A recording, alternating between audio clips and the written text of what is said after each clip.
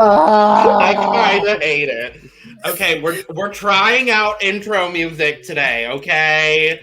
We're trying it. It's probably never gonna happen again, but we're trying it. I feel like that probably is going up the longer we're doing this. I kind of dig it. So if I'm hosting, we'll have background music. Anyway, well, you can't argue with that. Very that. Welcome to The Cup, the currently unnamed podcast where we put the tea in reality. You can always come to us first to quench your thirst. I'm Logan Murphy, a Say Something Gay. Gay, I forgot my intro. Fully, was like, what's my intro? I'm surprised I said words that were correct. Anyway, I am drinking a cranberry limeade because it's the only thing that's keeping me sane at this point, if I'm being honest with you. Also, I have a brownie, and this is my emotional support brownie. See, I didn't know we had snacks to talk about because I got some fancy cakes over there that I could. Ooh. Okay. But whatever. Hey, y'all. I'm about to say, what happened to my music? Okay. I'm about to say, not you turning off the music on me when I'm about to say my intro. Nope. Okay, cool.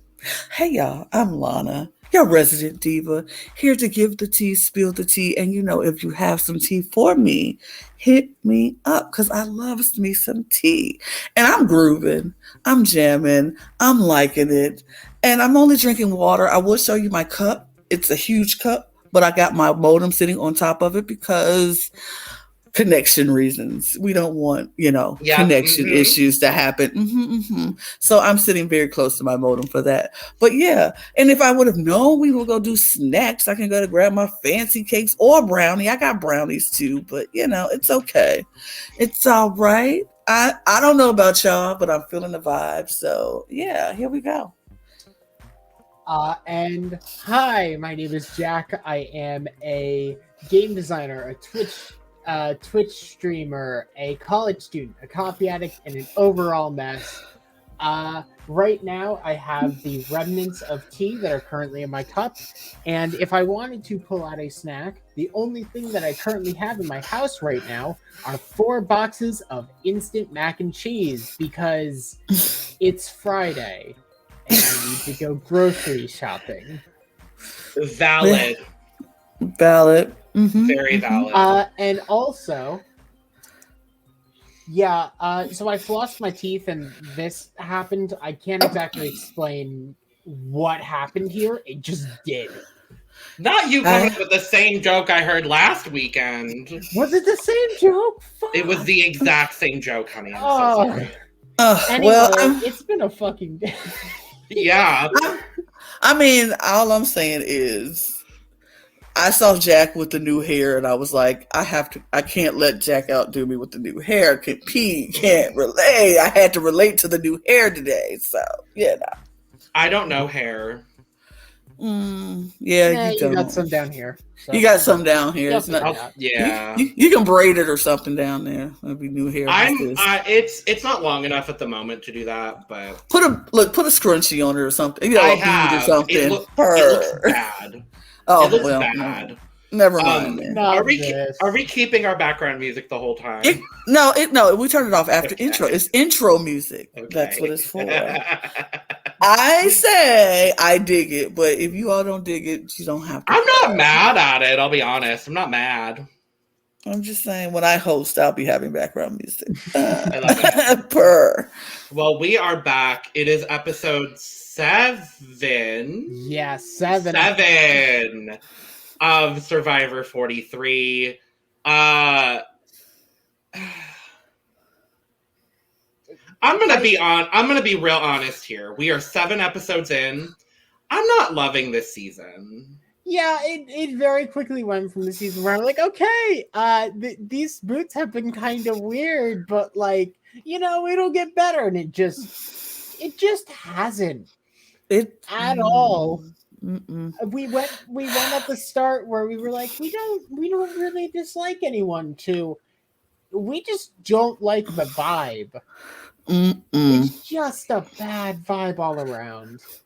I I was really excited when this cast dropped. I was really excited for this season. I was like, great, let's do it. And it's not because my faves are falling, which they are, but some of them are. Some of them are. But it's just like Jack said, it's the vibe. It's just not a good energy that I'm getting from this group. Like, I'm not excited on Wednesdays to watch this show. It's not the show that I'm like, I can't wait to tune in to watch. I'm more excited about the show that follows it than I am about the show that, Honestly. and that's and that only began to flip into gear once the Real Love Boat was axed from the over. schedule and dropped. Yeah. I have Drowned. I have to just say, okay, on the topic of the Real Love Boat, I watched an episode and a half because there was one day where I was eating my dinner. I got my dinner right after, or as Survivor was ending. Our DoorDash got delivered. And I was like, okay, you know what? I turned to my roommate and I'm like, okay, let's try the Real Love Boat. Let's just let's see how it goes. Let's see what it's all about. And I really wanted it to be Amazing Race meets Love Island. That's what I wanted it to be. Instead, it is a goddamn disaster of a show. I like the hosts. I like the hosts, but the contestants are not. Rebecca good. Romaine is fabulous. I'm so sorry she had to be cast on this show as the host. It just they got rid of Love Island for the Love Boat. For the Love Boat, and they have literally moved the remaining episodes to only Paramount Plus because it went so bad. Good. Like they I don't think a show like their reality shows have done that in a while. So I mean, that is a mark of a show that will never come back. Yeah, even Tough as Nails got better ratings than the Real Love Boat. Like nobody can. That was a decent show. I like Tough as Nails, and I watch Tough as Nails. I like Tough as Nails. I was like, okay, cool.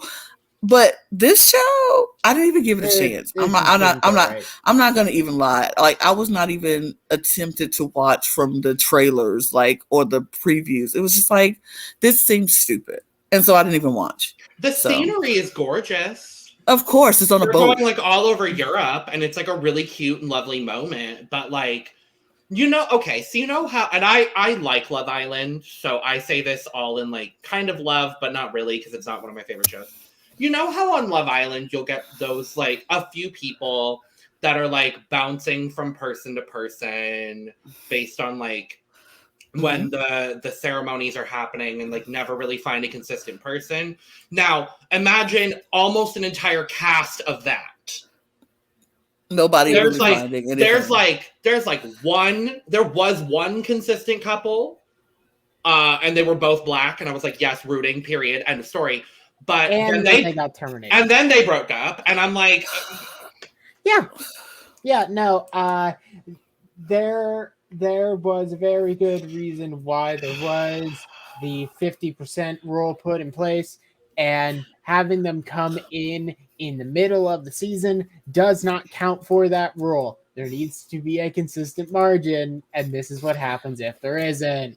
I mean, do we not learn anything from Love Island? Do we not learn how the only reason darker skinned black women ever get has the lowest chance of finding someone on this show, and then when they do, they're always shifted around first because somebody doesn't want them, somebody doesn't like them, but because you bring them out first, like Justine, she ended up winning the show because she was out there first and she was able to make those connections with people. Then there's Cachet. She didn't win, but she found, they end up there. And Trina, same thing, even though I didn't like how they pitted them against each other. That was kind of gross, but whatever. And then on this season of the last season of Love Island, which they should have put on CBS, but they decided to only put on Paramount Plus, you had Zeta, who ended up winning with Timmy, Period. And wait. Stop the presses. Hold on. My rant is over because I don't have anything else to say because somebody has arrived and we ain't even started talking about Survivor yet. So this person is right on time and I miss seeing their face. Robyn is here. Hi, besties. Hey, Hello. I'm super late. I haven't even started. We went on a rant about everything else but Survivor. So you are Oh, y'all are good. I intentionally started talking about the real love boat to make sure Yes, this would happen. we appreciate you, Jack. Mhm. Oh Boom, my we got God, I Robyn. missed you all. I haven't seen y'all's faces in a while. You know, I missed you. I mean, I missed you I've so been much. watching the podcast, of course. Thank Her. Gotta watch Thank and you. support the girlies. Period. Yeah, that's why I was like, wait, I want to come on one day. Period. I got so Anytime. much to say. You know, of course, I don't know if y'all know, but I'm not really a Survivor fan. I'm a Big Brother Mhm. fan. Mhm, So mhm. last season was my first season. Then I watched back 41. Then I watched back 42. This is my second season watching live. And I also watched season 1. And I'm on season 2 now. Okay. When I get invested in something, it's like No, I the love same it. with Big Brother. Once I found the love of Big Brother, I have to watch everything. I have to know Everything. I have to know every stat. So we're getting there for Survivor because there's a lot of seasons, 42. Yes. Yes. But I I'm do- obsessed and I'm ready to talk. I do want to apologize for you coming on this episode because this is not a good episode. Did I? But Of all of the episodes, this is the worst, probably the worst one you could have come on. You think so? Yeah. I mean, this is interesting. But For since this season, yes, so far. we did jump in and we started talking about how this season has not been shaping out how we wanted it to be. We're very excited at the beginning of the season when the cast dropped. It was like, yes, look at this cast. Seems amazing. Seems great. This is going to be good. And then every week it's like, Disappointment. Not as good as I thought it was going to It's be. a really good cast, and I don't know if they ever done it. I don't know if people noticed, but I noticed. But on each tribe, they had 4 people of color to 2 white people, and I was like, okay, them having more than just black and white. Mm-hmm. Amazing. But still, it did not. Yeah. But then we get, but then you cast us with Ellie on the cast, and I Lana, said it. I heard you do not like Ellie. Oh and no, like, no. That I think was the one Ellie. good Ellie was one of so my far. picks. Ellie's on my draft. Let me explain why. Let me do a quick synopsis of why I didn't like Ellie. And it really, I wanted to give everybody a chance. I was very much open at the beginning of this season. And I said it on the podcast. I said it before. I was like, look, I don't really know anybody to be judging or basing anything. I'm going to be very open. And the first episode, Ellie was kind of shady to me for Mariah's so amazing. She hugged me and consoled me. She's a stranger to me, but she still consoled me and was there for me and yada, yada, yada. And the moment you get in trouble, Mariah could go. She's the weakest person. When Mariah was the only one who got across that beam first. What did you do in the whole challenge, Ellie? That was the dumbest excuse. You just okay. So then from that moment, I was like, okay, Ellie, I'm getting some vibes, but I don't know. I'm not going to jump to conclusions and say that's what it is. I'm just getting vibes. So I'll just keep my opinions, open still, but I'm watching you. My eyes on you, girl, because I'm catching vibes from you. So then she didn't really have any other choices because they didn't go back to tribal for a while and blah, blah, blah. Yeah. But they didn't go back to tribal at all as that's what I'm saying. So as soon as you merge with this new tribe and then you have another opportunity to go to tribal, the first person you want to jump on and say is the biggest target is James? That's weird. That's suspicious. Girl. Yeah. Okay. I get that. So I know you probably do not like this episode. No. This episode, it was like, okay, that's a weird nick. That's a choice. Those are choices. Those are choices. Those are choices. But okay, but let's just jump into it. Since we're talking about it, we're skating around it. Let's just jump into it. So we come back from tribal council, and Janine is a little nervous that Ellie just got voted out. Hooray! But she's a little nervous because Janine's game has been very much parallel with Ellie's game this entire time. Like they have been freaking frack, yin and yang. Yeah. They have been together, stuck together like glue. So Janine is like, oh no, this was my person.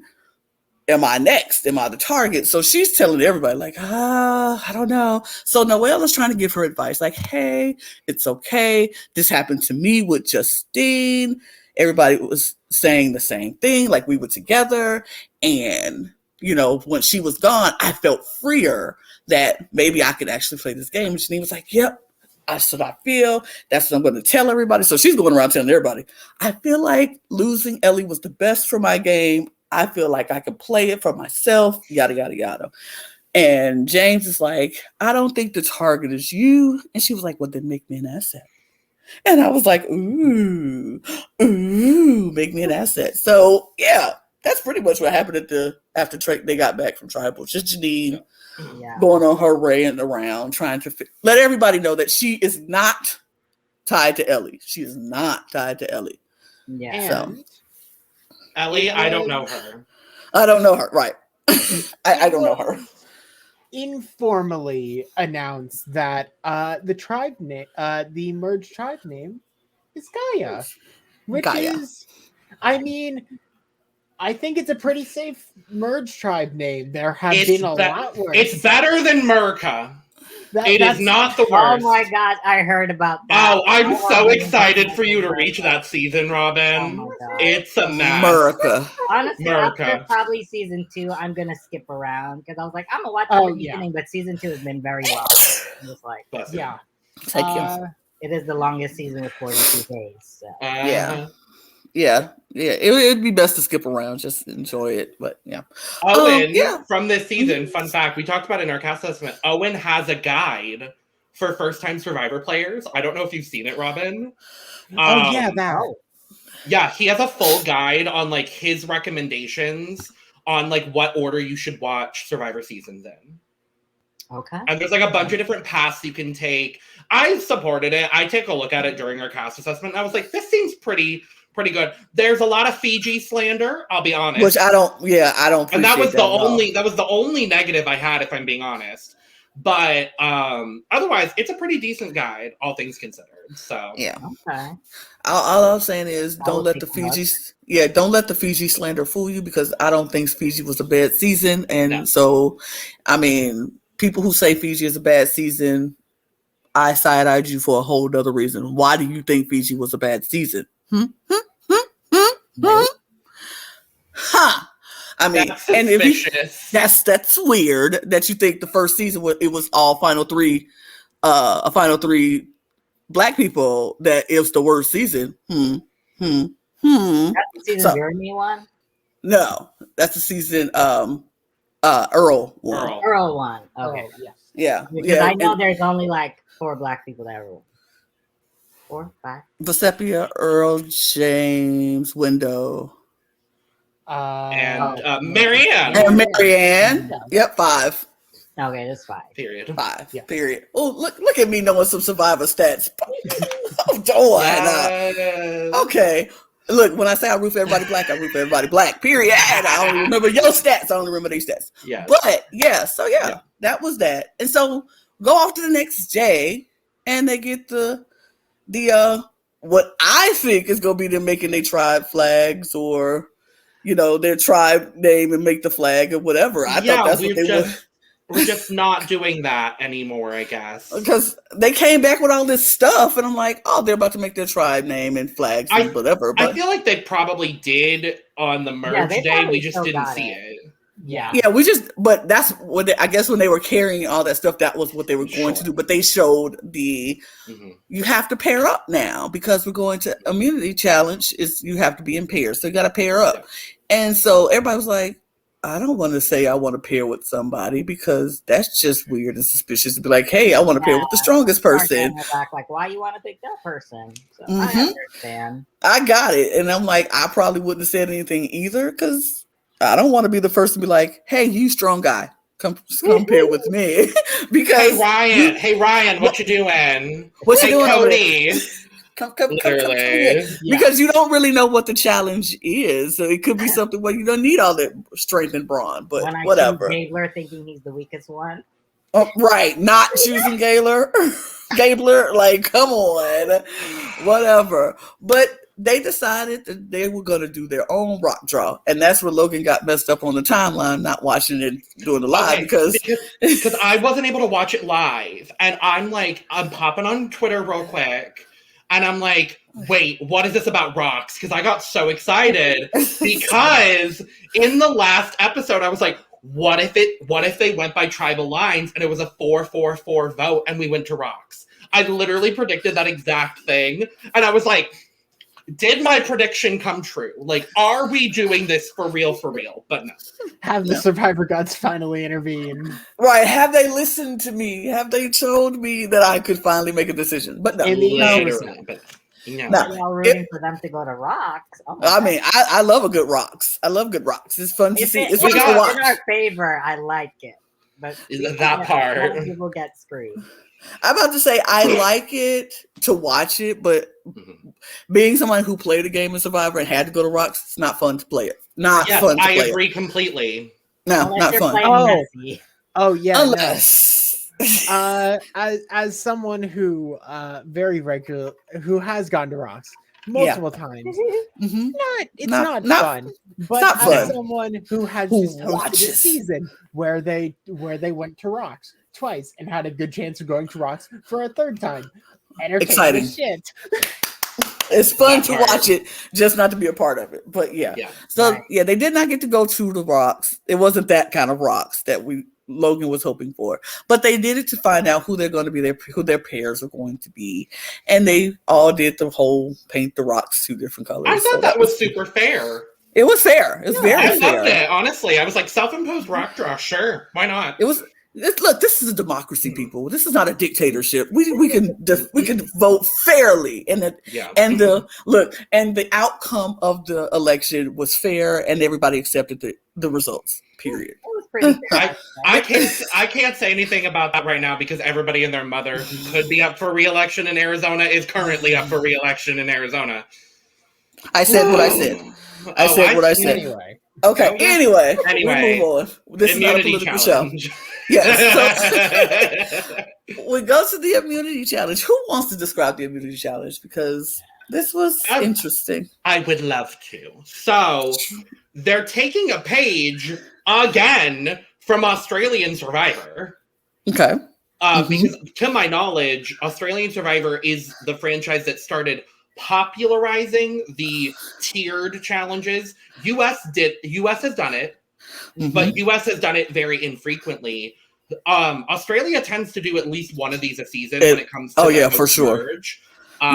So the first part, you are in your pairs and you have to run through a little rope, twisted net situation. And then you have to dig up through the mud. And then you have to dig up your planks and get your flag and bring it back to your mat. And the first 4 pairs to do that move on to the second part, where you then have to use the planks to cross a rope bridge and then bring all the planks across. And the first 2 teams to do that will move on. And then the final part is individual, and it's an endurance challenge where you have to hold up a bucket with 25% of your weight. And it's last man standing. In this case, quite literally, last man standing. Right. I loved the way they did this challenge. I loved the pair, then the individual. I did too. That. It was really good. Yeah, I think some people didn't like the whole net situation because only 2 people really got stuck in it. But that's the part of the challenge, is to get out of it. They're not going to give you some easy net to go across, So I wasn't mad at it. I actually liked it. I don't know if they ever done this challenge before. From what I've heard from other podcasts and stuff, they've never done a challenge like this. And usually Survivor is frequently using the same challenges. They've done elements of this. All 3 of these elements have been in a challenge before. They've just never been put together in this way. I don't remember us spinning net before. Yeah, no, that twisted net, I believe, is brand new. Yeah. It could be, yeah. The crossing something using planks, we've Yeah, seen that's that not We've time seen, yeah. before. Also, I saw a hack on that. Oh yeah. The planks. Oh yeah. Yeah. And Was also the buckets we've seen. We've seen those that. types Yeah, of we've like seen a hold variation your of weight that. challenges Yeah. before. Yeah. Like tons of times. I mean, I feel like I like the way they set it up. I like how they did that. And the twisted net, like the closest thing we got to that was when they had to go through the mud and the net was like like That's they had to crawl probably what under. I'm thinking of. Yeah. Yeah, they had to crawl under, and it was like that army crawl type of deal. But never the twisted net. I like the whole twisted net because that's a whole new element that you just have to figure out. And a lot of people are upset because they're like, it seems unfair to like Noelle to do a twisted challenge like that. I'm like, Noelle signed up for this. Noelle knew when she was coming into that it was not going to be easy for her. And you have to be able to adapt to all situations. And even if you fail, it's okay. You try. And she tried and she did really well. Just got caught up in that net. And that happens. I mean, like I said, I've told plenty of people playing games, I'm legally blind. So it's things that I can't do. And when hosts throw out Where's Waldo, I'm like, ooh, child. I don't know. I will say about you, Lana, you were always like, hey, I'm colorblind, but do whatever challenge you got to do. You got to do what you got to do. I'll figure it out. And it's like, if my social game isn't strong enough where I have to depend on challenges, what the heck am I playing for? Yeah. I shouldn't have to play if I can't, if I have to rely on one thing and not the other. So yeah, I tell people, all games I play, I am legally blind, but don't change anything. I will figure it out. And you just have to do it. And I think that's how Noelle, I'm pretty sure Noelle is speaking the same thing. Like, don't change nothing for me. Mm-hmm. I felt for her, but yeah, I agree. Yeah. But she did okay, jumping into the challenge. They go in and the first person goes through the first group. I want to say is Ryan, Cody, Owen, and Cassidy. And Sammy. Yeah. They go through. There's one more. Jesse? Jesse. Yes. Yeah. Jesse. Yeah. So they go through first. Yeah, they go through first. Cassidy whipped through that. Can I just say, bam, bam. She slithered through. She slithered her way. She was the first one through. Then Cody comes through.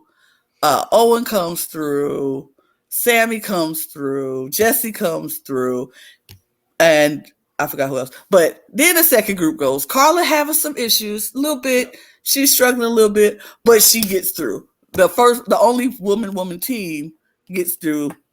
They are first through, like they're done. They're through. Second, I believe. Second through. Well, second through, but first in my head because I like Carla and Cassidy. Valid, absolutely. I agree with you. But Cassidy and Carla are advanced. Dwight's get a little entangled. His hair gets caught in the net, but he pushes and forces his way through. Not the hair. The hair happens. The hair issue is a thing, but he makes it through. So Cody and Dwight are going through. Gabler makes it through, so Owen and Gabler are going through, and I'm missing who else goes through. Who else went through, y'all? Ryan and James? Did you say Ryan and James? James goes through. James and Ryan goes through. Janine gets caught in the web. She can't get out. And Noelle also gets caught. But this is what I like about Noelle. Noelle took her leg off mid challenge. Was like, you know what? This leg is getting in the way. I'm taking it off. And she continues to try to spin her way out. They didn't make it through, but I say A for effort for both of them. Right. But this is the second time Janine got stuck in the challenge. Just saying. Just saying. Poor girl. Physically, Yeah. that's not her thing. Poor girl, as you say. But yeah, but it was fun. It was fun to watch. And then it was nice that they had a little emotional moment. Everybody went to help Noelle and Janine out of the mud. And everybody was like, oh, Noelle's such an inspiration. Oh, Jeff is going on and on about how great it is that these cast members are fighting for $1 million, but they also take time to help people out of the challenge. We're not fucking human, Jeff. I was like, hold on. I was like, Jeff, baby, you're making a mountain out of a molehill. This is, they're not just going. You've been hanging out with Miss Julie Chen Moonves a little too much. I was like, they are not gonna leave those poor girls just sitting in the mud and continue with the challenge. Of course not. They're not animals. They're not savages. They see somebody stuck in the mud in a net, they go help them out. And he making it like, oh, the humanity of it all. I was like, Jeff, please. Jeff, please. Listen, I love me some Jeff. So. Me too. There's a certain point where it gets too obvious. Also, I believe today or yesterday is his 61st birthday. I think today. I think it's today on the day we're filming. And that's great, but I feel like you're trying to make an emotional moment out of something that ain't really that deep. I was definitely like, this is gonna be a moment in the episode. So it's like, this is a stretch, people. Like, come on, Jeff. Like we're not all humans with emotions. Like, not everybody in this game is a game bot. Like, right. Oh my God, you guys are giving each other the bare minimum of human interaction. Like, what the fuck do you expect? We're not playing a fucking Discord org where people only say, vote out this person, vote out this person. And no! We're there. Like, they're not going to literally, physically look at somebody stuck in the net, in the mud, and be like, leave her there. She'll get out. We can deal with that at the end of the challenge. Let's get the challenge out. Even though this girl only has one leg, we're just going to leave her in there until she wiggles her way up out of here. Like, what? No. Come on, Jeff. Like, that emotional moment was a little bit of a stretch. It felt a little forced to me, but it's all right. It's okay. It's okay. It was very much we need to make sure that we have something we can submit to the Emmys. Literally, I thought the same thing. Yeah, because we don't have family visits anymore, so we need something else. Sadness. Oh, sadness. But anyway. So moving on. Yeah, go ahead. So Sammy and Noelle and Janine and Jesse are the two teams eliminated at this point. So we move to the second part of the challenge, which is the rope bridge. And everybody's doing a pretty good job. This was the most exciting part. This was exciting to watch, honestly. So they're going across. Cody and Dwight make very, very quick work of the whole thing. They're across, boom, they're done. And then it's like everybody else is kind of at the same spot. And Jeff is like, you need to fight for this. This is Survivor. What are you doing here? This is Survivor. And I'm like, okay, as if these people didn't know 14 days in that they're playing Survivor. Now we know they're playing Survivor. When do we get into the house? I want to make sure that I'm on the right show. Literally, I'm like, they had 2 planks for the both of them, right? 3 planks. 3. Okay. Yeah. I think they were wondering. Across with all 3. Yeah, you had to. Well, and that's what tripped people up because you had to get across and you had to get all 3 of the planks. So like the other 3 teams are literally like right there. They're all like, it was like James and Ryan were the first to like get to the other edge, but then James was fully like, or Ryan was full. One of them, I don't remember who it was. James. Was like James. James was like, "Help me! I can't get across with this board." And then Cassidy got across, but Carla was still struggling, and so they were trying to get all the boards. And then out of almost nowhere, Owen and Gabler rush through. They have all the planks. They get down. Carla ends up falling into the net. Yeah. And I'm just like, well, not another injury to my girl Carla. Like, why? What did Carla do to deserve all of this pain? I mean, it was like that was crazy. And then James, they finally go off, but then they lose their board. Like they made it on the mat, they just lost their board. And so it's like, it was very close, but it was just like, well, what is what it is. And Gabler and Owen and Dwight and Cody are at the final 4, and they go down to the endurance challenge. Okay. This is where I got annoyed. This is where I was about to lose my whole entire mind. Did you lose your mind over Gabler getting a good old Christian Blicky crossfade moment?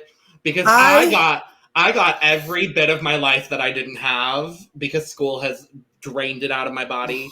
I got every bit of life I needed because this moment, clowning on this man, I loved every moment of it. This next minute is for Noel. Oh, God. This next minute is for this random guy that I worked on. And let me also specify really quick. Gabler is a salesperson. They're not a surgeon. They are a man. They are. Wait, is he really salesperson? Yes.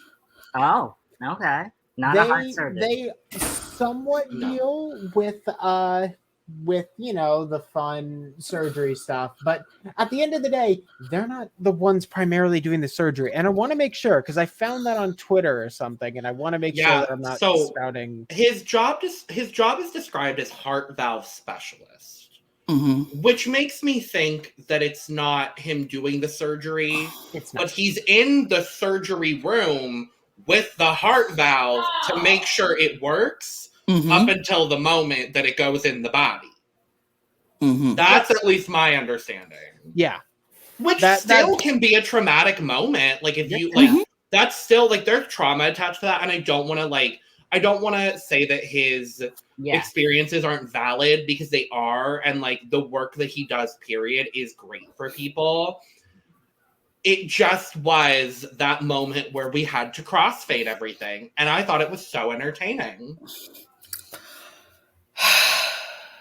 I was so annoyed. Whatever makes you hold on, whatever makes you win the challenge, I guess. Sure. I mean, this is my thing. I like these challenges. I love a good endurance challenge. I'm here for a good endurance challenge. And this was fun. It was fun to have that. But what was kind of annoying for me is the minute by minute dedications, and I dedicate this to this person, and I dedicate this. If I was Cody or Owen or Dwight, I would have dropped right away the second he said, "This minute is for." You have it, man. You got it. I can't stand here and listen to your minute by minute by minute by minute. They were there for 20-something minutes, or 32 minutes. 32 minutes. And if I had to listen to 32 minutes of you telling stories and dedicating every minute to somebody, that would have drove. Like, you won the endurance challenge. That was his strategy. He would have won. I honestly would turn to Gabe and be like, "Are you going to keep telling stories?" Is this you? All right, cool. I'm done. All right, got it. You good? The next time I play a Survivor org and I do an endurance challenge, I'll be like, "This minute is dedicated to Lana. This minute is dedicated to Robyn. This minute is dedicated to Jack." Like, I'm fully gonna do it. I don't care. I don't love Gabler, I'll be honest, but he is providing the entertainment, and he wins the damn challenge, and I did not think he would win the first individual community challenge of the season. Especially an challenge like that. All right, yeah. Who thought? When you think of endurance, ain't nobody saying Gabler's winning this thing. Nobody. But he did, and he was like, I could hold on for hours. He could have held on even much longer than what he did. So, like you kept seeing his bucket. He kept like, he kept pulling it back up. Everyone else were like struggling with that. He had a good grip. Do we think if it was all the endurance challenge, do we think Gabler would have won? Because I don't, and I have a theory as to who I think would have won. I think Ryan would have won. I think Ryan would have won that. I think Cassidy would have won. Huh. Because you know what? I think so too, because her 25% of her body weight is not a whole lot. Cassidy or Janine, I feel like would have slayed this challenge. Yeah. That's a very Yeah. good point. That's a very Because good point. they're I both forgot women that. on I the thinner forgot they were side. carrying. Like, I didn't think 25% of their body weight.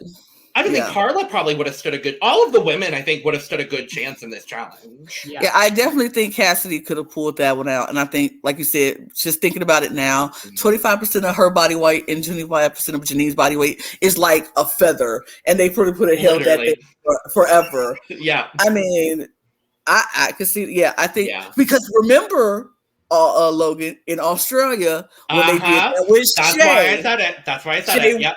Shay slayed that because holding on to her body weight was still nothing, especially 25% of her body weight was nothing. And so, yeah, I think anybody smaller, this chance that would have been a very good challenge for them. If it wasn't in tiers like that and it was just started out as an endurance challenge from the beginning, yeah, I could see Cassidy winning that. I would have loved. They start with the endurance. They start with the endurance, drop them to like 6, and then do the rest of the challenge. That'd be cute. Because then it's like, okay, how much energy have you used up doing this endurance? Now you got to go through this, like, you got to go through this net, dig up your pieces, and then do like the whole other part. That could have been interesting, but would be interesting. Yeah. But I don't think they've ever done anything like that where they've had endurance and then something after. I don't think so, but I would love to see it.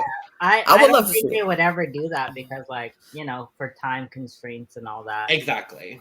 But yeah, because endurance could go on for hours if they want to. Well, they could also say, okay, at 15 minutes, we're gonna up the percentage. We'll add more weight. At a time threshold, we're gonna increase it to 30% of your weight, 40% of your weight. I think maybe they would have. I think if more people held on longer, but I think because they didn't even beat the record. They went to 25 minutes and then they went to 32 minutes. So I don't think it was enough for them to be like, we're gonna add more. Yeah, I agree. But so Gable wins, and that's great for him. Unfortunate because I wanted him voted out, but whatever. I wanted him voted out too, but honestly, I think if Gabler wasn't safe, I don't think he would have won anyway. I'm gonna be real honest and make just a bold statement at this point. I feel like Gabler is gonna be a 0 vote finalist, and I don't like putting that in the universe. But at this point, I just feel like that's what we're gonna end up with because we always end up with one. Not always, but a lot of the time, we end up with one person who makes final tribal, who maybe didn't do as much as everybody else, and maybe didn't have a grip on the game the way that everybody else did. And as much as I love Angelina, I think immediately of Angelina. But I don't know. I could see it happening at this point. Yeah. Yeah, I think it goes back to like last season with Mike. I think it's like the same thing with these juries these days, like the newer era jury is like they're always looking for a good like story, like what did you do in this game, but what did you come into this game for? What impact do you want to do outside of this game? I don't think Gabler really has that, and I don't think he could like, even if he's like being chaotic right now, which is fun as a viewer to watch him be a mess, but it's like, what is the rhyme or reason? If you don't have a rhyme or reason behind the chaos, then you know nobody's. And I mean, he's a super fan too. He could have a whole elaborate thing that we're just not seeing in confessionals or in the game. And he could make it to that final tribal and pull, like, not as iconic as Marianne's moment, but like could pull some stunts and buffoonery and maybe get a couple votes, or even like if it's that split, maybe get it. But he at this point has a lot of work to do. Ellie being part of his resume isn't a bad thing because he was the person to initiate that. So he's got a little bit of it. But I don't feel at this point anyone's going to take him seriously. No, I agree. Yeah. At this point, no. At this point, I think the only person that has the trajectory of having a Marianne-esque kind of game and Marianne-esque kind of moment is Carla. Oh, yeah.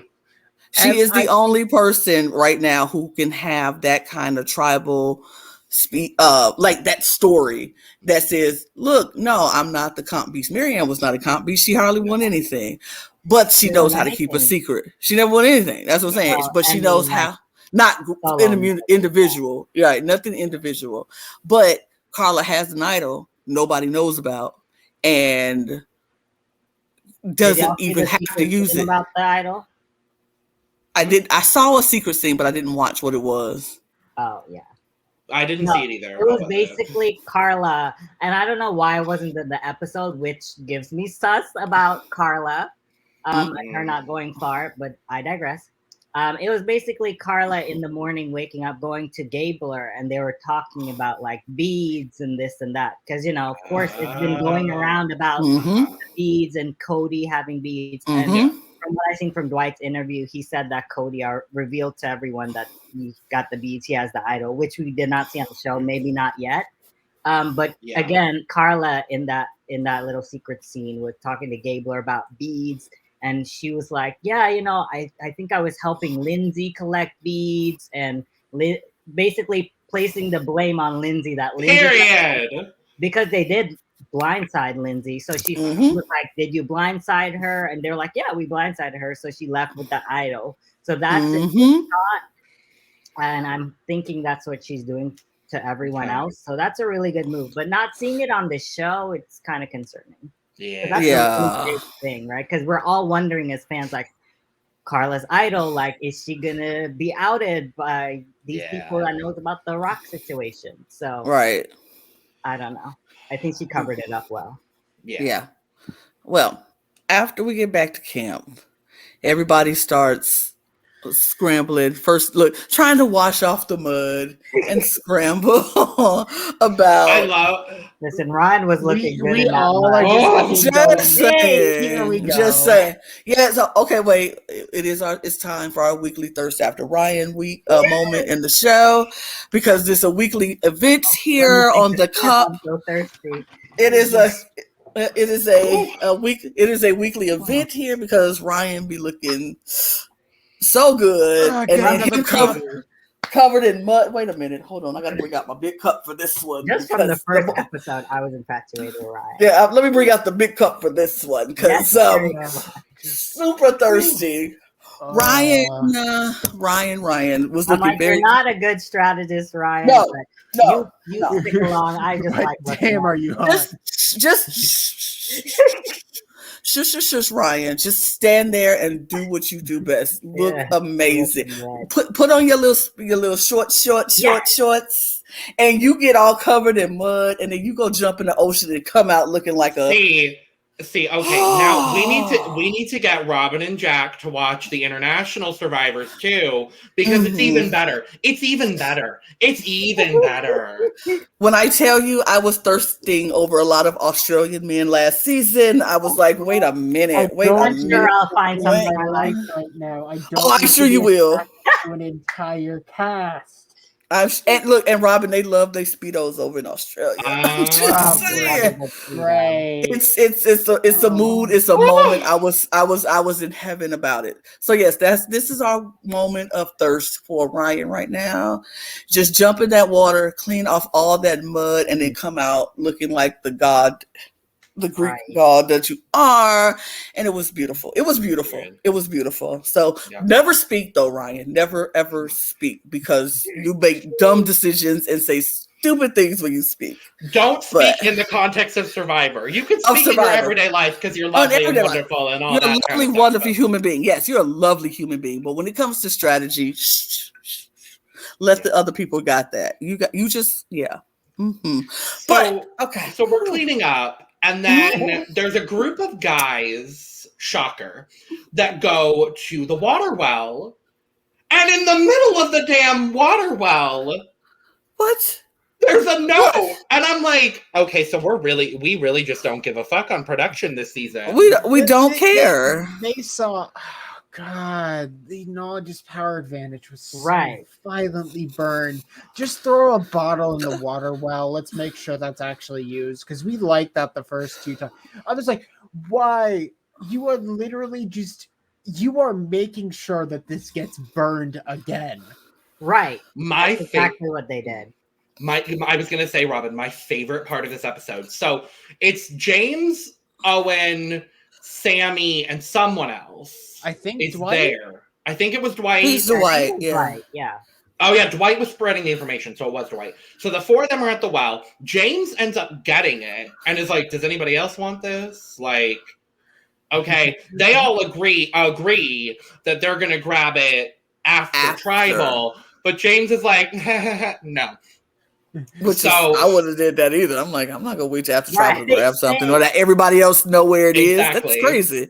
So he goes to get it. It's the knowledge of power. Again, an advantage that just has never worked. It literally, we don't know how it will actually work this season because we have not seen it played yet. But it's not going to work.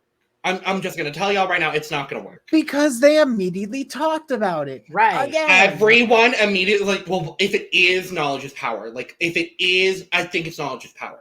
You know, it could be the knowledge is power. Our advantages. Planning around it.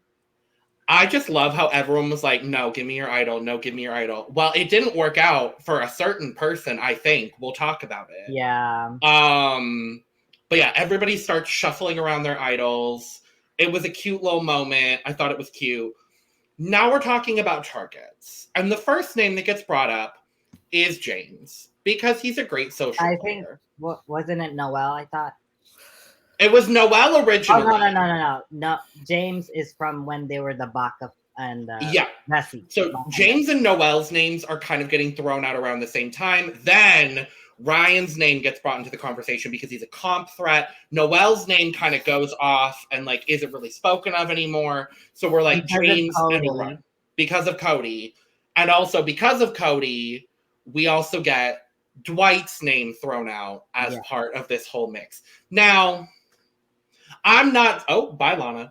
I'm not saying it's a specific thing or anything like that. However, the fact that the immediate targets in this episode were 3 black men and a Paralympian. It was very, very, suspicious. Weird. Lana's not here to do the weird, but she's coming back. But weird. Yeah, and you know what? I think while I was viewing the episode, I didn't even realize it. And then, like, afterwards, I'm like, wait a minute. The targets were Dwight, James, and Ryan? How did they that? And, like, I understand, like, moving back a little bit, like, Jesse wanted Noelle out there, right? He doesn't trust her. He thinks she's controlling the game or whatever. Women can't have an opinion, because once they do that, you know, it's like, you're a target. You're talking so much when there's other people gaming. So he suggests Noelle, but then so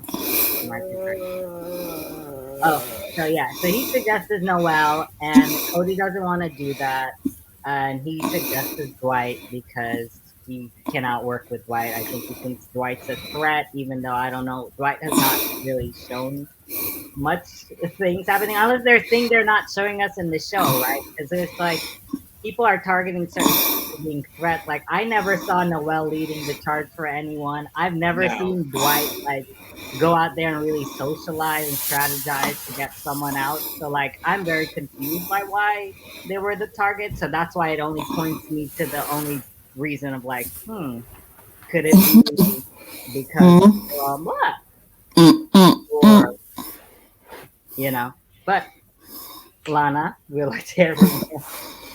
I mean, I'm very much suspicious of the whole situation because out of everybody that's on this tribe that's left, everybody, the only 3 names that's logical to everybody is Ryan, Dwight, and James. Like you say Noelle, but really, did we really say Noelle for real? No one was really going after Noelle.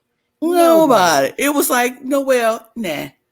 I mean, Jesse been saying Noelle since a whole Bessie tribe. So I get hearing it come from Jesse. Jesse been saying it. So it's like, okay, but nobody was really ever going to go for Noelle at this point.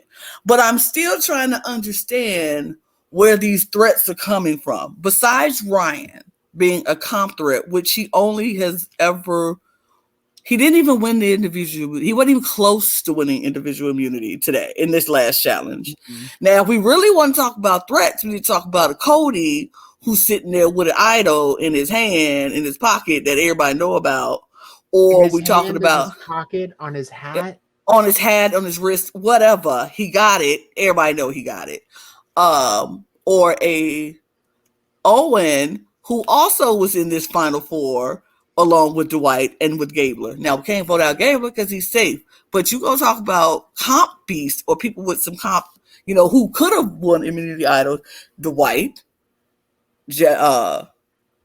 Owen, and Cody.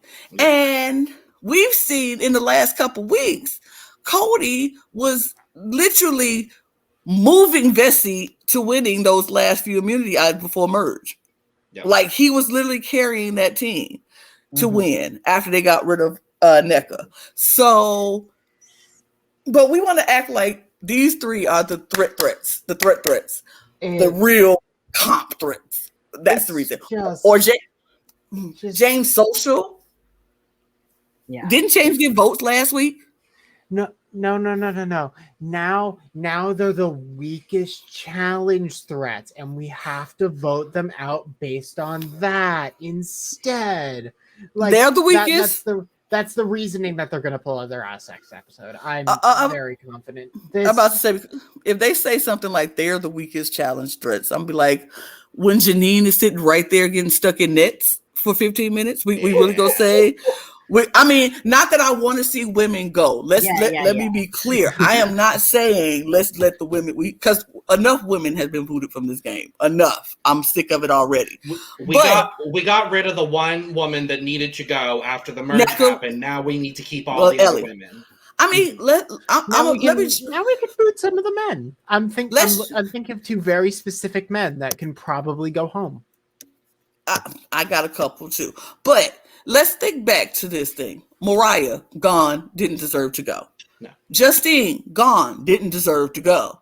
NECA deserved to go. That's the truth. Yeah. And Lindsay, she kind of deserved to go. She absolutely deserved to go. She forced her way out the door, so she kind of deserved to go. And that's on that. Ellie, I think, deserved to go, honestly, because I just didn't like her, period. But I feel like she just kind of played too hard and did. But like, I get it. But when you're doing stuff and you're saying stuff like people deserve to go, or people who aren't pulling their weight, or they have this certain, I guess, social capital, I don't see James as that person who's the social threat. Like, what has he done? Yeah. Everybody likes him, and that's it. Who? No, I don't want them to be like focusing on Carla. I will say Carla is the reason James has been around, Yeah. But also I saw in interviews that with Dwight that he did say that they were very conscious about voting out another woman. So I think that's why when Noel's name came up, they were like, no. That makes sense, and that's fair. That makes sense, but it's still like 8 other men. How many men are left in this game? 8 other men. Now there's 7. Now there's 7. Yeah. But 8 men, and you choose those 3. 7 eligible this vote. Yeah, 7 eligible, and you chose those 3. Right. I'm surprised at Jesse because I'm like, oh, not really. I get it. No, he knew about Cody's idol, but like if I'm like Noel or like Dwight even, I'm like, I don't know why Dwight really trusted Cody the way he did. But like if someone telling me about their idol later on and be like, oh, I had to deceive you to get this idol, like why is that not a red flag? Like, if this person deceived me to get an idol, what else can they be deceiving me about? You know what I mean? On everything. Like, you just, literally, Cody has said from the beginning, he does not like Dwight. He don't trust Dwight. He ain't cool with Dwight. But then you turn around and ask for a bead to get it from Dwight, even though Cody did not get that bead from Dwight. NECA got that bead from Dwight. Let's be clear. Yeah. But because Cody, Dwight trusted NECA, did not trust Cody. He would have never given his bead to Cody. He would have gave it to, but he gave it to NECA. So I just don't know. I just find it interesting that those 3 are the only 3 names that are eligible for the vote, and they went to tribal with those 3 names being eligible for the vote. Yeah. But Tribal was kind of, I mean, it was a little lackluster. Literally just It was. Jeff.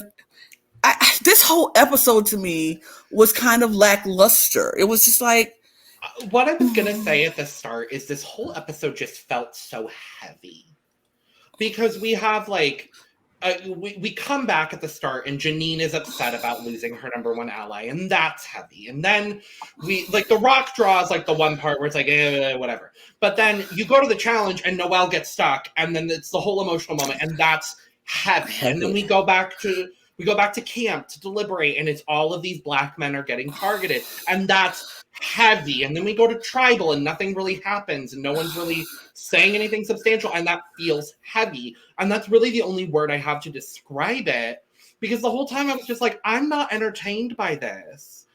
I will also say, has there really been a tribal that has been all that engaging this season? Because I feel like most of the time when we get to tribal, it's like, oh, tribal, they said the same, metaphors and similes and bullshit that they say every time.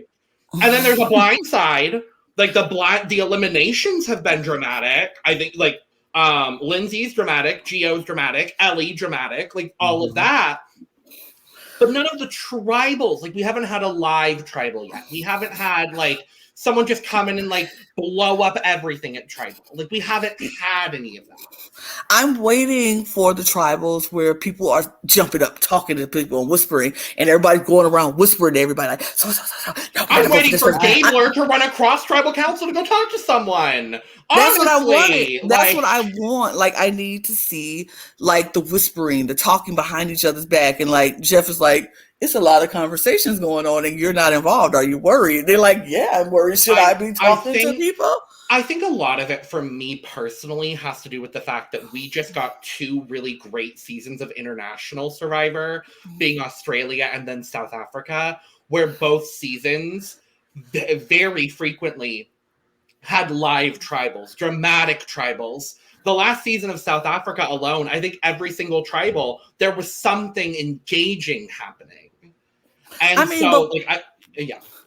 Also coming off the last season. Last season we had a lot. 42 had a lot of good tribals and moments in those tribals where you're like, oh, this was good. Even the heavy moments were still good moments. This just seems like they're flat. Like everything is falling flat. It's very typical. It's very like, okay, Jeff is going to ask some questions. Like you said, they're going to give some metaphors, some similes. Are we talking a scale of 1 to 10 or A to B, or like, it's so like very politically correct. And, yes. Yeah. It's very basic. Very much the idea of, okay, I don't really have anything to ask you because we've already covered everything. So I'm going to ask the filler questions that I have when I don't know when I need to ask anything. And then we're just going to get to the vote. But then Jeff asks those filler questions and he gets filler answers. Like everybody's very politically correct. Nobody wants to say anything. Nobody's saying anything explosive. It's a whole lot of, tribal lines are just not this anymore. And we're just gonna, I don't know. I'm nervous a little bit. Not nervous at all. Rock the boat, So it's kind of like very boring. I'm ready for some shake up, something. Like nobody has decided to use their shot in the dark. Fight. Right. Nobody's used their shot in the dark. Not come into question and to play this entire. Nobody. I forgot we still had it. Right. If I'm being honest with you, I was just like, are we just like seriously? Nobody has felt the need to use the shot in the dark at all. I don't thought think for it exists. sure. Does it exist? It does. They talked about it. They were like, it's still there. They literally said it still existed because one's talked. I thought Ellie for sure was going to take her shot in the dark, like because she heard her name was out. I understand. But you heard when you hear your name, don't you feel like if my name is out there, you're very confident that she had the Baka 5, and I'm just like, nah, I don't care if I have the strongest alliance out there. If I hear my name this week as well, Dwight felt the same way he did. Yeah, Noelle. He thought he had. Well, it's Janine. Owen. Yeah, I mean, Gabler. The two people's vote he counted on was Cody and Jesse, and they totally screwed him. So Yeah, so it because was he just a said day. by the time they were going to tribal that he knew that his name was coming up. Like he knew Sammy and the Coco Four was voting him, and he just needed for Jesse and Cody to stick to their plan, you know. But of course, he is immediately terminated from the game. Yep. There we So have it. I have the vote count. Who voted who? Yeah. It's a 7-3-2 vote. So we have 2 votes on James coming from Dwight and Noelle, which is the plan that they were told. I do appreciate that Noelle stood by Dwight even until the moment that he was voted out. I do appreciate that. Whether she knew of another plan, I'm not sure, but I do appreciate that they were like a thing because I liked the 2 of them working together. Anyway, 3 votes on Ryan, which came from Gabler, Janine, and Owen. Which, okay. And then the votes on plan also. Yeah, the votes on Dwight coming from all of the original Coco members, Cassidy, James, Carla, and Ryan, plus Cody and Jesse and Sammy. Mm-hmm. Yeah. Here's the thing. It's hard to talk about what happened here, and I think that's being reflected just because it almost feels like Dwight was just picked out of a hat. It was like, we're gonna vote out Dwight? And everyone just said, okay. Well, and that's why I got so confused because, like, I guess I wasn't paying close enough attention to the episode, but I was just like, how did we get to a Dwight vote? Like, I didn't think the tables had turned that quickly, like that severely to where he would get 7 votes. So here's the thing. Cody wanted him gone, but other people thought that Dwight maybe grabbed the knowledge as power, but that was also James potentially grabbing it. No, because there's a whole section where everyone's like, I think James has a thing. James has a thing. It's literally a crossfade where they're like, James has a thing. I think James has a thing. And that's why everybody traded their idol. Yeah, even Cody and Jesse, Cody gave Jesse his idol. Yeah. And James told people. Wait a minute. Oh, okay. This is actually James told Cody. Is actually big. Who else did he tell? Carla, I think. And I think that's why I think it flipped on Dwight, because James told people what his advantage is. He told Cody, he told Carla, he told somebody else, and that's why it was like, well, we know what James got. We don't know, and Dwight is still like an unknown factor for a lot of people. And there is one important note.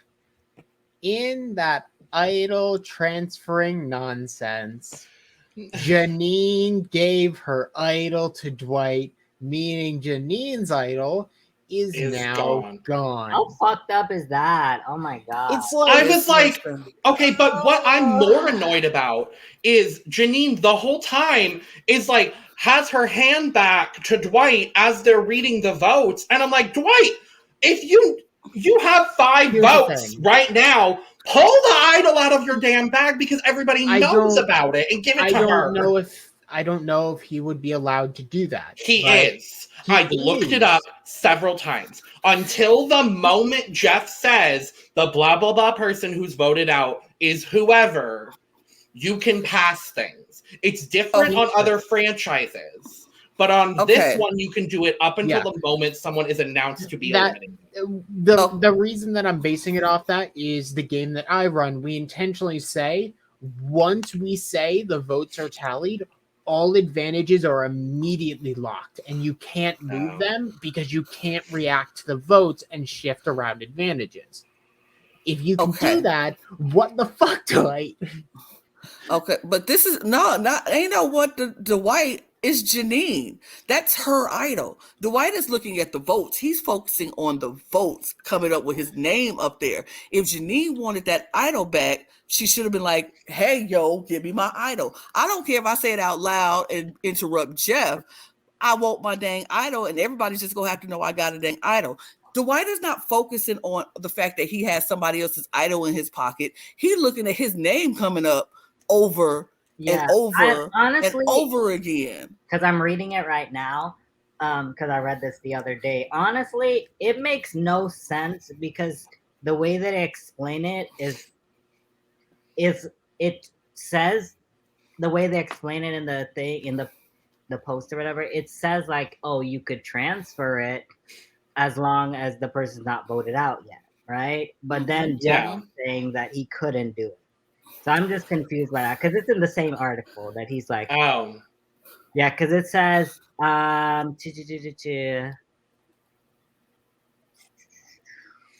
mean, because if the thing is, if it's just a part of giving it back, he could have hugged everybody on his way out and slipped it back to her. Right. See, it says, once you're voted out, you're out of the game, and any advantage or idol in your possession lose all their power. You must turn all unplayed idols or advantages over to us. You are not allowed to even sneak an advantage to a player so they could try to bluff with it. So it says once you're voted out. So technically, he was not voted out yet, and he could have handed it back until the last vote was read. But I understand him being like, holy shit, I'm going home. Like, I get it. It's also paralysis. They also ask in the same article, could Dwight have handed the idol back before the final vote? And Jeff says, no.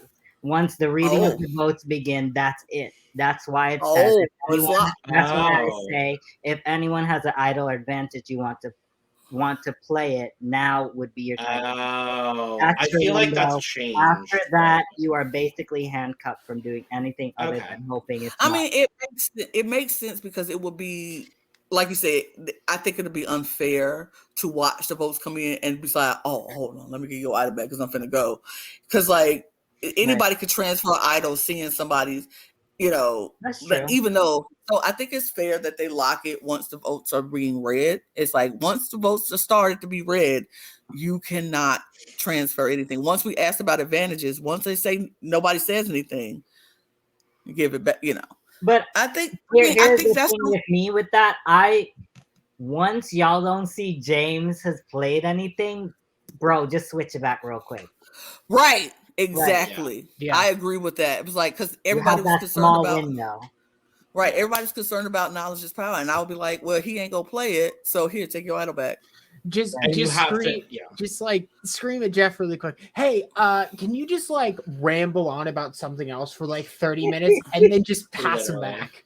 Right. I mean, literally all you have to do is just be like that conversation should have been had at camp. You could just that conversation should have been had at camp. If James does not play his idol, just go on and pass it back. Like he could have had it in his hand, ready to go when Jeff asked anybody who wants to play an idol or advantage. Once you see he's not, hand it back to her, and then. But that conversation needs to be had before because you're not thinking about it in the moment because you see your name popping up. Right. So I think for future Survivor players, we'll definitely take note of that. Because that was. That's painful. Dwight really thought he was safe, so I can't like totally blame him because he thought he wasn't going nowhere. He was like, "Oh, I got a few votes," and also from what I heard, Janine wasn't like gesturing for her to get the idol back. She was like calming him down. I got you. Because she said. You got votes, but you're good. You're good. Like right, because she actually said, "I got you. You got this. You got this." Yeah. So she wasn't asking for her idol because she probably knew she couldn't get it. Yeah. But I do think future Survivor players will be like, if we do this, you make sure you give it back to me right before we find out that person's not using. Yeah. We're gonna continue to meta the knowledge is power until they get rid of it. I really want them to get rid of it because power has been screwing every fucking thing up. What the heck? It hasn't worked. 3 It's so different stupid. times. What else do you need? Well, and it hasn't even been played this season yet. That's the problem. Yeah. It's still in the game. So annoying. I mean, it's honestly, so annoying. like the difficulty too is not every season is going to be a banger of a season. And I think we're all finally accepting this season is not the season that we hoped it to be. And 41 and 42 were damn good seasons. So I think that's the case as well, because like as a new Survivor fan, like, you know, watching 41 and 42 was really good. And I also think it was just it's the new era, you know, 41 and 42 didn't really get to see each other back to back. They didn't get to see the advantage, all the changes. So I think 43 kind of saw a little bit of the things that they changed and try to really work around it, as we saw a lot in the season. But that like makes the boring season when people kind of know how to work around the twist. So. Well, and the other thing I'm curious about, because I know we have a couple of super fans in the cast that have like identified themselves as super fans. Well, we also have people like Cody that are like, I started watching Survivor during the pandemic. I'm curious how many of the people on this cast had never watched Survivor prior to the pandemic, and then remember when everyone and their mother in like April, May of 2020 was like, oh shit, Survivor's still on TV? Let me go binge all these seasons. I'm curious how many of the people on this cast were like that and binged like a bunch of seasons and then were like, I could apply and got on. Like, I'm really curious now because like, there's definitely some standouts on this season. There's people I like, but the gameplay itself has not been anything groundbreaking. And with 2021 having just a year of just phenomenal Survivor across the board, we're due to have a little bit of a dip and not have as engaging of a season. But I think this just proves one thing with these modern Survivor seasons. Get some goddamn Canadians on. Just get them on, please. That is what's missing from the season. We just need more Canadians. That's all we need. Yeah, some of our big players from last season were Canadians. So. Our last two winners are both Canadian. Yeah. So I know that, but like, yeah, I'm just a lot saying. of Canadians were on that. Drea, Omer, who else? I think it was Drea, Omer, and Marianne. I think were the three. Okay. And then the season before, I think it was just Erica. It was, yes, I think it was just Erica. And now there's no one. Let's hope for 44. They just put all the Canadians on 44. I'm just saying. They could have one or two. Like, geez. It's showing. Look, the stats are showing people. Yeah, right. We need to have some Canadians on the. Or like specifically people of color from Canada. That's all I'm saying, because as we see, the people. I will say, from the rumored cast, there is not only someone from Canada, but there's someone from Puerto Rico as well. So we are getting at least something better. Let me go see who I'm gonna stand before I even see them. But we're also getting someone from Ohio, so I mean, we need to balance it out with some foolishness. We need to balance it out, unfortunately. Listen, maybe because I'm a new fan, but I've been loving the Survivor casting, especially these last 3 seasons. Yes, you know, the casting way better than Big Brother for sure. Oh, for sure. The casting has been so much better for these last 3 seasons, even if it is just like, oh yeah, no, all of the great people are going out very early. They still have been good casts. It's just the game has not been as great, unfortunately. I'm not gonna spoil a damn thing, but I'm pretty sure I know 2 people on this cast for Survivor 44 from TikTok. So I'm like, one of them, it's listed that she's a TikToker, but the other one, I'm like, I recognize your face. Anyway. I hope they do good, because that's one thing I like about Survivor. They don't, usually cast a lot of like social media people and stuff like that. Kind of more like real people. Yeah. So, I mean, I feel like social media people are just real people who just happen to get big on social media. So it's still sticking to their brand of having real people. But what I do like with Survivor is that they do a lot of mix of like people with regular regular jobs. Then you have people who are former athletes, and then we have former Olympians, and yeah. then we have, people who are on other reality shows. Like they don't mind cross fading and crossbreeding with other aspects of life. So it's always something interesting. Like you have a heart surgeon, and then you have a lawyer, and then you have somebody who's a kindergarten teacher, and then you have somebody who's a dog walker, and then you have somebody who's a former NFL player or a former wrestler. There's And always it's like, a former NFL player. And Almost then you always. have, and then you have someone that somehow has 30 different job descriptions. Right. Don't come for Debbie like that. That's my I love queen. Debbie. That's why I'm coming for her. I'm just saying, it's just like it's a nice cross It's a breed nice and mix. a not mix and mingle of people, and so yeah, it's nice. I'm so sorry. I have to just bring this up because we talked about Debbie. Did you see they did the Spirit Halloween like template whatever thing meme, and they put Debbie's in there, and it literally has like 12 different job titles, and I screamed. Yes. Robyn, you don't know who Debbie is yet. I am so excited for you to experience Debbie. Okay. Because she is just, you think Gabler's bad? Just wait until you meet Debbie. Nope. Debbie is unhinged Gabler. Oh. Mm. Yeah. I see, think my little wild card people. My thing is, when are we going to get Celebrity Survivor, and when is Monet Exchange finally going to be on Survivor? Well, that sounds amazing. Unfortunately, I don't the think way they that would they ever do that, described it is that it's virtually impossible due to the time commitment, and also the fact that you tell celebrities, hey, can you starve yourself on an island for a couple months? The answer is no. I mean, some people would. Thing.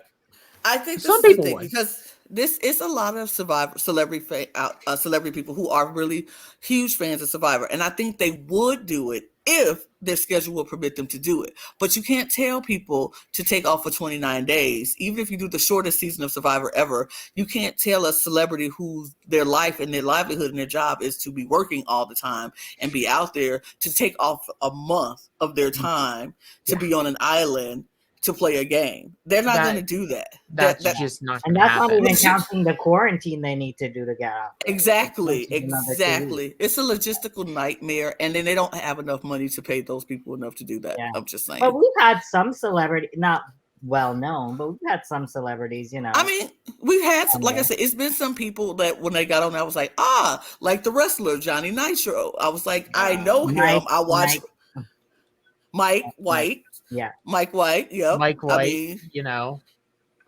he just happened to write a little movie called School of Rock. I mean, just saying. Just happened, and then he's won an Emmy. Working on like some small shows like White Lotus. No one's ever heard of it. White Lotus. Nobody heard of it before. My queen Angelina getting a cameo in White Lotus was everything I ever needed. Also Kara. Right. Yes.